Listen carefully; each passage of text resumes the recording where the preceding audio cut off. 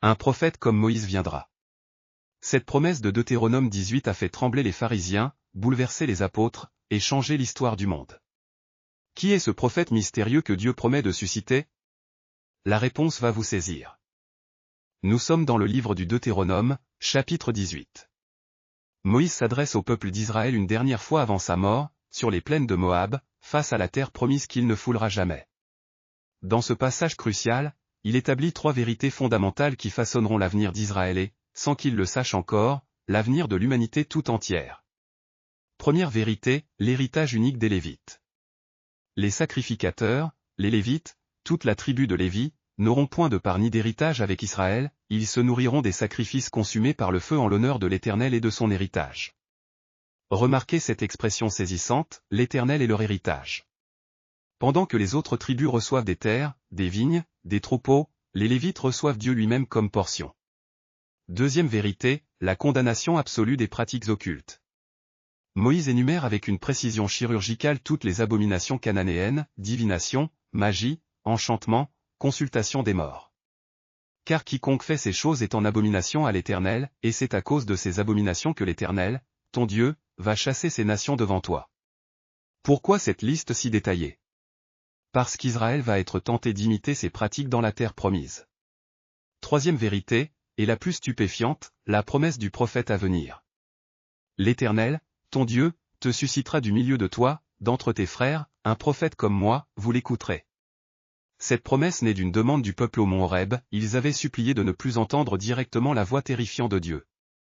Dieu accepte leur requête et promet un médiateur futur, un prophète comme Moïse qui parlera en son nom.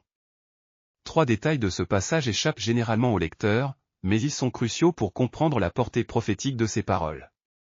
Premier détail négligé, l'héritage spirituel des Lévites préfigure notre destinée éternelle.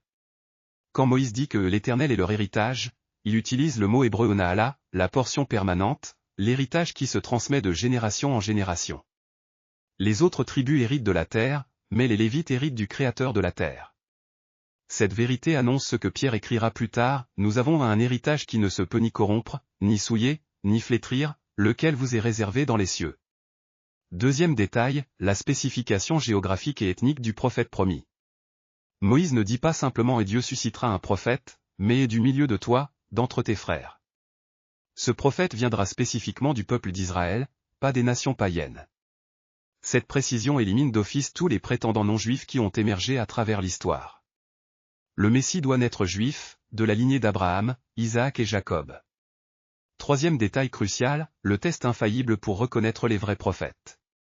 Quand ce que dira le prophète n'aura pas lieu et n'arrivera pas, ce sera une parole que l'Éternel n'aura point dite. C'est par audace que le prophète l'aura dite, n'aie pas peur de lui. Dieu établit ici un standard de perfection absolue. Un vrai prophète ne peut se tromper, même une seule fois. Cette exigence divine révèle pourquoi Jésus devait accomplir parfaitement toutes les prophéties le concernant, un seul échec aurait prouvé qu'il n'était pas le prophète promis. Les implications théologiques de Deutéronome 18 transforment notre compréhension de l'histoire du salut. Nous assistons à un basculement majeur, de l'héritage terrestre à l'héritage spirituel éternel.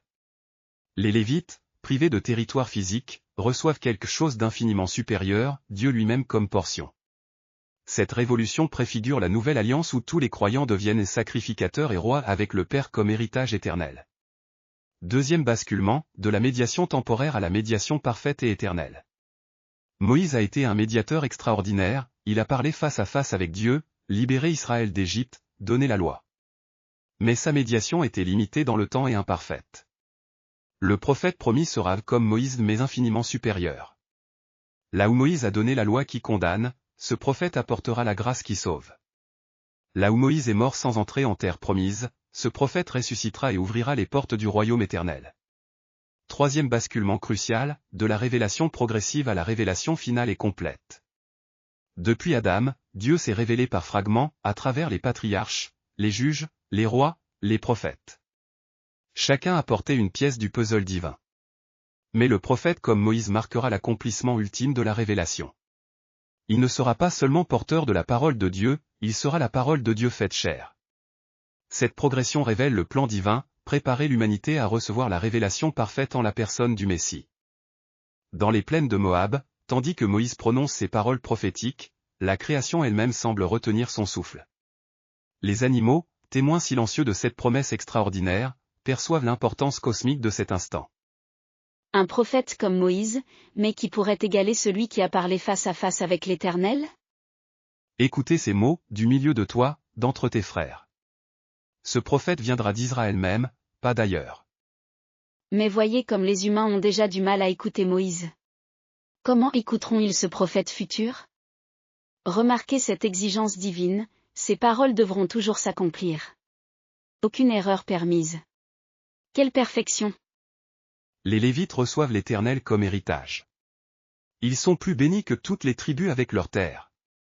Cette promesse porte en elle tant d'espoir. Comme si toute l'histoire attendait l'accomplissement de cette parole. Un prophète parfait, qui ne se trompera jamais, qui révélera pleinement la volonté de Dieu. Quel don extraordinaire! Comment cette promesse millénaire s'applique-t-elle à nous aujourd'hui? D'abord, reconnaissons que Jésus-Christ est ce prophète promis. Pierre l'a déclaré sans ambiguïté dans Actes 3, 22-23, Moïse a dit, « Le Seigneur votre Dieu vous suscitera d'entre vos frères un prophète comme moi, vous l'écouterez dans tout ce qu'il vous dira, et quiconque n'écoutera pas ce prophète sera exterminé du milieu du peuple. » Jésus accomplit parfaitement tous les critères, il est juif, né d'entre ses frères, ses paroles s'accomplissent parfaitement, il révèle Dieu comme aucun prophète avant lui. Deuxième application, écoutons attentivement ces paroles. L'injonction « vous l'écouterez » n'est pas une suggestion mais un commandement divin. Dans un monde saturé de voix contradictoires, d'opinions humaines, de philosophies changeantes, nous devons revenir constamment à la parole de Christ préservée dans les Écritures. Ces enseignements restent l'autorité suprême pour notre foi et notre conduite. Troisième application cruciale, apprenons à discerner les vrais enseignements des faux. Le test établi par Moïse reste valable, les vraies paroles de Dieu s'accomplissent toujours.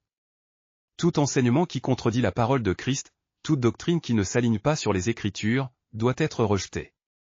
Nous vivons à une époque où pullulent les faux prophètes et les faux enseignants.